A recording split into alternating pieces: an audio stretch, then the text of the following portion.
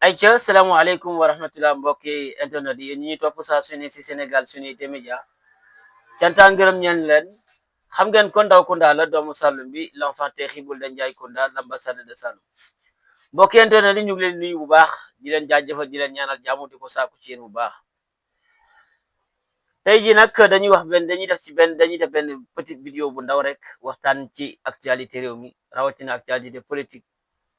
rawatina limogeage ki nga xam ne mooy le président Ousmane Sonko ak démission ki nga xam ne mooy El Malick Ndiaye au niveau de l'Assemblée nationale waaye dafa am benn ak li nga xam ne mooy président Ousmane Sonko mi nga xam ne war nañu dem à moins de 12 heures de temps fii ak quelques heures incha allah suba à partir de 9 heures dinañ installé ki nga xam ne mooy le président Ousmane Sonko Assemblée nationale mu nekk le nouveau président de l'Assemblée nationale ginnaaw démission ki nga xamante ni moom moo di El Malick Ndiaye mais mbokk yi loolu dafa bëri ay manipulation bi ci am dafa bëri ay tappalekat yoo xamante ni jël nañu li nga xamante ni moom moo di installation bi ñu war a installer le président Ousmane Sonko au niveau de l'Assemblée nationale suba am ñu taxaw façon manipulation bu la ñu dugg ci ay premier ministre mënatul dem Assemblée nationale patati gis nañ si Barthélémy Dias li mu ci waxoon fan yii passé mais loolu yëpp dañuy déglu ki nga xamante ni moom moo di Daouda Mine mu leeral ñu li nga xam ne ni moom moo di nouvelle bi war a am suba ak installation ki nga xam ne moo di Assemblée nationale nouveau président de l'Assemblée nationale au niveau de l'Assemblée nationale ki nga xam ne moo di le président Ousmane Sonko tappalekat yi naafeq yi kaddu yi nga xam ne ñu ngi koy yëkkati déglu leen lu leer nañ trace bi nga xam ne ni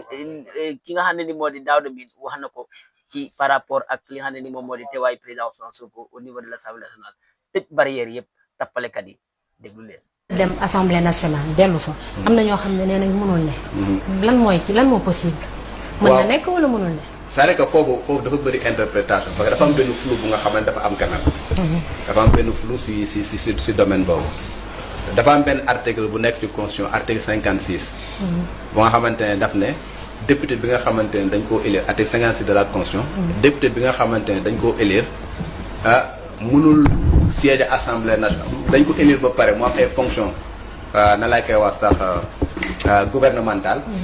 mënul siéger assemblée nationale tant que fonction gouvernementale yooyu sesewul. donc li ngay dégg mooy dafa am incompatibilité entre la fonction de député et la fonction de membre du gouvernement. C'est incompatible, article 56. Incompatibilité yooyu boo demee également ci règlement intérieur bu assemblée nationale da nga ko fay fekk. ça veut dire que si benn nga mun nekk soit da ngay nekk député. wala nga nekk nu mu tuddati membre du gouvernement. maintenant foofu noonu amuñu fu nga xamante ne dañ ne il faut on n'a pas dit dans le règlement intérieur ou bien dans la constitution il faut impérativement démissionner wala il faut nga suspendre. xam nga na la koy wax sax sa mandat de député jusqu'à ce que ngay cesser tes fonctions na la koy wax sax gouvernementale pour mën a véritablement siéger à l'Assemblée nationale. donc foofu dafa am flou amul que mu nekk démission que mu nekk na la koy wax sax suspension. kii wuñu la. je veux dire imposé wuñ la. nga démissionner impérativement imposé wuñ la pour que nga suspendre. l'essentiel est que ñaari bu mu nekkandoo. soit da ngay nekk député wala nga nekk membre du gouvernement. maintenant su fekkee ne Ousmane Sonko dafa jëm ba ne moom mu suspendre assemblée nationale daal di koy nangul par exemple suspension boobu da ngay jàpp que ni su demee ba nga xamante ne fonction kii mi jeex na war na mun deelaat interprétation lay wax. mais loolu encore une fois c'est pas véritablement clairement précisé. boo xoolee loolu moo tax ci règlement intérieur bu bees bi nga xamante ne ñoom fare nañ ko te ñu ngi xaar promulgation boobu noonu foofu noonu préciser nañ ko bu baax a baax. voilà dem nañ ba nga xamante ne gën nañ koo faram-fàcce ba nga xamante effectivement à partir de ce moment là ki nga xamante ne moom moo nekk député à l'Assemblée nationale wala membre du gouvernement day am possibilité suspendre fonction député am ba baa muy génn ci gouvernement bi pour mën a delluwaat Assemblée nationale. mais moment bii may wax ni le règlement intérieur bi nga xam moom moo nekk Assemblée nationale imposé wul ki nga xamante ne dafa nekk membre du gouvernement mu suspendre wala mu démissionner c'est un flou dañ na rek ñaari mënul nekkandoo. d'accord incompatibilité ñaari mënul nekkandoo mënoo nekk député nekk membre du gouvernement xam nga il faut que nga choisir ci benn. léegi nag ci choix boobu nag est-ce que démission la wala est-ce que suspension la amul maintenant nag boobu bu ñu ko jëlee dans un cadre global xam nga tey par exemple man maa ngi ñu ngi liggéey fii par exemple quelqu'un peut travailler au niveau du groupe Futurs Médias mënu am contrat par exemple feneen mais su fekkee ne am na feneen fa bu mu bëgg a liggéey mën na demander disponibilité su demander disponibilité dañuy suspendre son contrat mu dem liggéey feneen su demee ba jeexal foofu également mu ñëwaat ñu réintégrer waat ko loolu c'est bien possible. voilà donc foofu laa koy gisee que ni peut-être suspension boobu nekk lu nga xamante ne bu fekkee da ngay interpréter d'une manière globale ça peut bel et bien être possible mais encore une fois dafa am un flou bu nga xamante ne de manière tranchante tu peux pas dire que lii la wala léegi ñi invoqué article 61 alinéa 6 bu constitution bi nag la ñu wax nee na mooy fi ñu naan le député qui fait l'objet d'une condamnation pénale définitive est radié de la liste des députés de l'Assemblée nationale sur demande du ministère de la Justice dégg nañu ay nit ñuy agité alinéa 6 boobu bu article 61 bu constitution bi waaw xam nga loolu boo gisee article boobu pratiquement moom moo dal ci Barthélémy Diaz voilà maintenant su fekkee ne c'est une condamnation pénale et que la condamnation pénale bu pare après mu am une loi d'amnistie bu nga xamante moom mooy effacer condamnation pénale boobu c'est une disposition qui va plus s'appliquer parce que l'amnistie ses effets c'est que dafay dem ba nga xamante ne l'infraction bi nga xamante ne moom lañ la condamné c'est censé n'avoir jamais existé et par conséquent dafay nekk lu nga xamante ne dafay daj même boo jëlee ci code électoral avant que ñuy wax par exemple que ne peuvent pas s'inscrire sur les listes électorales am na benn article bu ko jiitu fu nga xamante ne daf ne kenn mënul empêcher l'inscription sur les listes électorales ki nga xamante ne dañ ko condamné ba pare après ñu amnistier ko xam nga wala ñu réhabiliter ko donc li ngay dégg mooy une condamnation même si c'est devenu définitif su amee une loi d'amnistie dafay effacer condamnation bi et par conséquent nit kooku dafay retrouver éligibilité am donc aussi bien pour mu bokk ci élection aussi bien également pour son mandat de député. D'accord. Merci. Maintenant donc je voulais m'arrêter à ça son article 61 bi peut-être daal de tontu na ci mais disposition constitutionnelle bi ñuy wax ñu ne telle que interprétée et appliquée dans le cas Barthélémy Diaz donc empêchera Sonko à siéger à l'Assemblée nationale. Est-ce que c'est vrai? mooy li may wax. tey mu tuddee Barthélémy Diaz dañ ko jugé condamné ko définitivement. dans l'affaire Ndiaga Diouf. Il n'y a pas une loi d'amnistie le concernant. Donc par conséquent, la décision devient définitive en ce qui le concerne. Pour ce qui concerne Ousmane Sonko, il a été jugé, condamné définitivement dans l'affaire Mame Mbaye Niang. Condamnation définitive bi da ngay jàpp que ne mi ngi déparé depuis bi ko Cour suprême daal di ñëwee daal di jël sa décision. Après rabat d'arrêt moom moo ci amoon rabat d'arrêt c'était juste pour que ñu xool ndax la procédure a été respectée. Léegi nag quand la Cour suprême a rejeté le rabat d'arrêt da ngay jàpp ni la condamnation définitive moom mooy li nga xamante ne moom la laaj ko sax la condamnation définitive bu chambre criminelle jëloon loolu mooy li nga xamante ne moom la ñuy acté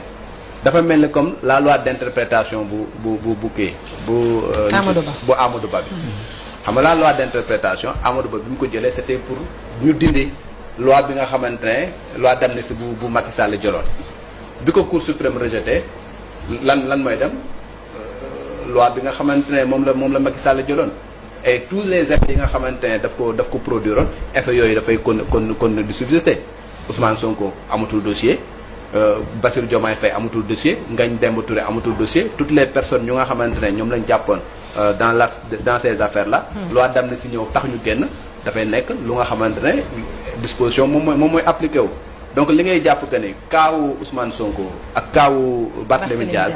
la différence est que bii dafa am loi d'amnistie bële amul loi d'amnistie et par conséquent condamnation définitive bële nga xamante ne moom moo xañoon Barthélémy Diaz cette condamnation définitive boobu également mënoo koo invoquer ci Ousmane Sonko la seule chose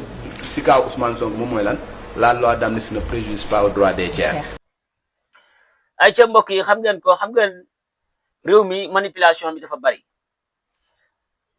réew mi laa gis ay nit ñoo xam ne dañoo bañ Ousmane Sonko ba gis seen buuti gi moo leen gën a gis Ousmane Sonko ñenn ñi bu ñuy wax ci moom cri de cœur gi ñu am métti ci xol bi ñu am ak mbañal gi nekk ci ñoom réew mi rek laa gis koo xam ne ni dañuy yéene nañ ko koo xam ne dañ ko yéene kaso yéene ko torox yéene ko lu ne ci réew mi ay nit ñoo ko yéene ci réew mi Ousmane Sonko am na ñoo xam ne tey bu ñu sañoon ci torox lay dëkk am na ñoo xam ne bu ñu sañoon tey mu ngi kaso am na ñoo xam ne tey bu ñu sañoon Ousmane Sonko wàcc na liggéey bu yàgg ndax gis Ousmane Sonko ak gis seeni buuti leen yemale maanaam mënuñu ko pardonner lenn yéene wuñu ko lenn dara lu positif yéene wuñu ko fi nga xam ne moo di Ousmane Sonko man dama jàpp ne nit ki waroo ko bañ ba à certain instant man dama jàpp ne nit ki waroo ko bañ ba mbañal gi di ëpp di pousser yenn yi te effectivement loolu moo am ci réew mi dafa am ñoo xam danoo bañ Ousmane Sonko bañ ko bañ a xoolal bëgguñu ko sax dégg bëgguñu ko sax génn waa léegi bi Bassirou Diomaye Diakhar Faye le président de la République limogé ki nga xam ne moo di Ousmane Sonko en ses fonctions de premier ministre mais am na ñoo xam ne danoo organiser sabar am na ñoo xam ne danoo mbég am ci mbégte am ci contentement léegi de l'autre côté ñu gis El Malick Ndiaye démissionné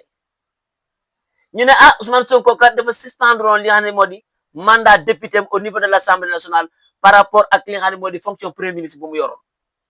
léegi comme gis nañ El Malick Ndiaye démissionné ñu ne kon Ousmane Sonko dina dem Assemblée nationale nekk président de l'Assemblée nationale depuis lors façon kaddu manipulation bu ne façon kaddu tappale bu ne yaa ngi koy dégg ñii naan la conseil constitutionnel du ko validé ñii naan la Ousmane Sonko mënatu dem Assemblée nationale parce que Assemblée nationale patati parce que Assemblée na patata maanaam c'est des manipulateurs c'est des tappalekat yoo xam ne nii maanaam yéenewuñu lenn lu baax Ousmane Sonko bu ñu sañoon Ousmane Sonko ci toroxtaange lay dëkk bu ñu sañoon Ousmane Sonko du am dara te Ousmane Sonko borom njaboot la Ousmane Sonko kilifa la lan la leen Ousmane def ba ñoom ñu war a mën a bañ yenn te Ousmane Sonko ñoom ñëpp amul kenn koo xam ne nii Ousmane Sonko bañ na la ñoom ñu ko bañ yëpp amul kenn ku ma mën a wax ne lii Ousmane Sonko moom mu ko def parce que Ousmane Sonko yéene wuñu ko mu jëriñ dara ci réew ça c'est grave mais ngeen déglu Daouda Mine kaddu yi nga xam ne nii wax na ko lii mooy dëgg man su may déglu damay déglu juriste ki nga xam ne dafa jàng yoon xam li mu wax te képp koo xam ne dafa jàng yoon képp koo xam ne dafa jàng juriste dégg ngeen li nga xam ne nii moom la wax ci li nga xam ne nii moom moo li war a xew Assemblée nationale suba ak jàmm gars yi tappale baaxul te gisaguñu dara Ousmane ku ko songu sànq gisaguñu dara tappale gi manipulation bi yëpp day jeex waaw Ousmane yàllaa ko protéger boppam Ousmane yàllaa ko bëggal boppam Ousmane yàllaay participer ci ay mbiram loolu ku mu naqari nag demal nga kalaame ko yàlla mais suñu yoon nekku ci Ousmane ca kaw ca kanam ace jaa ngeen jëf